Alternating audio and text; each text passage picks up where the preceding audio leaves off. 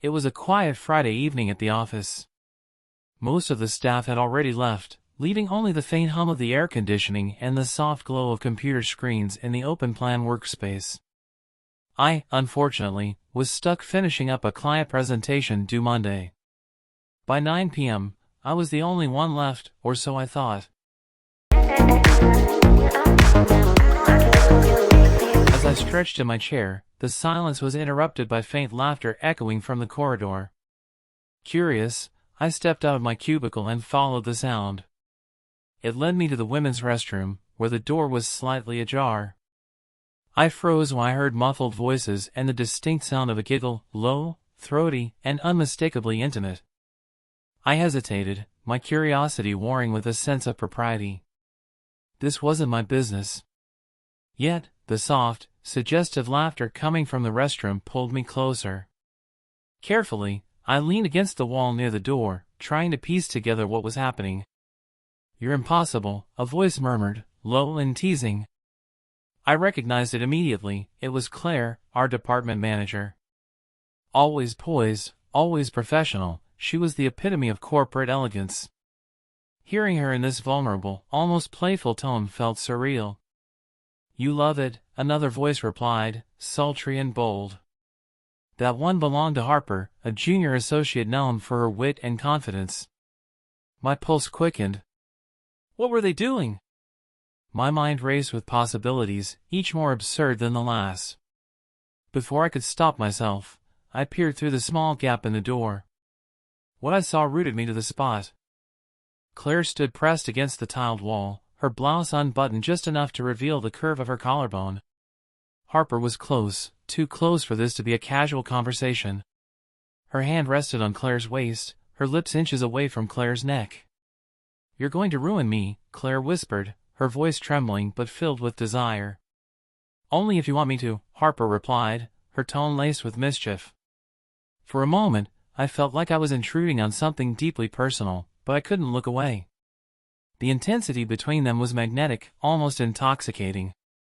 Then, Harper tilted her head and kissed Claire.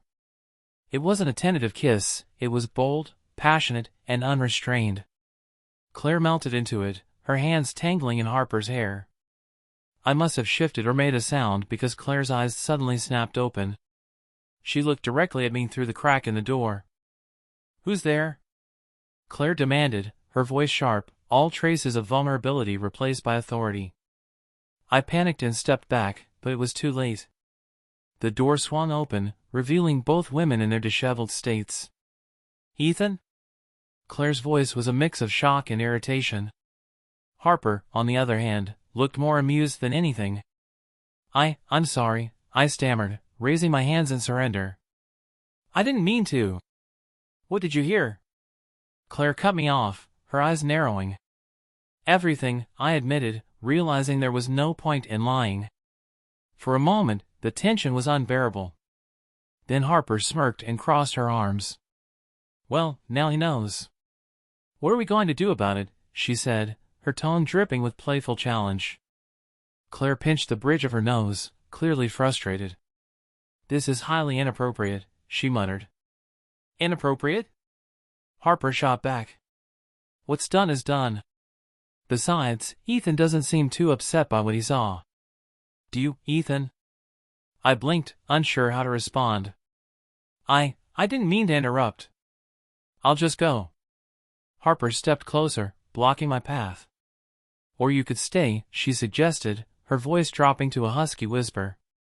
Claire's eyes widened. "Harper!" "What?" "He already knows. Why not make the most of it?" Harper's gaze locked onto mine, and I felt a flush creep up my neck. This couldn't be happening. Was she serious? When I woke up the next morning, the events of the previous night felt like a dream, a surreal, forbidden fantasy. But as I got dressed and headed to the office, reality sank in. Would Claire and Harper pretend nothing happened? Would I? As I stepped off the elevator, I caught Claire's eye across the room. She gave me the faintest nod, her expression unreadable. Harper, on the other hand, winked at me as she walked by, a sly smile playing on her lips. Nothing was said, but an unspoken understanding lingered between us. The lines had been crossed, and though we'd all returned to our roles in the corporate machine, the memory of that night would remain. Life at the office went on as usual, or at least, it seemed that way. But every now and then, I'd catch Harper's playful smirk or see the faint blush on Claire's cheeks during meetings, and I knew we all carried the same secret. It wasn't just about the act itself, it was about the thrill, the danger, and the undeniable chemistry that had brought us together. Looking back, I can't say I regret it. Some boundaries are meant to be tested, even if only once.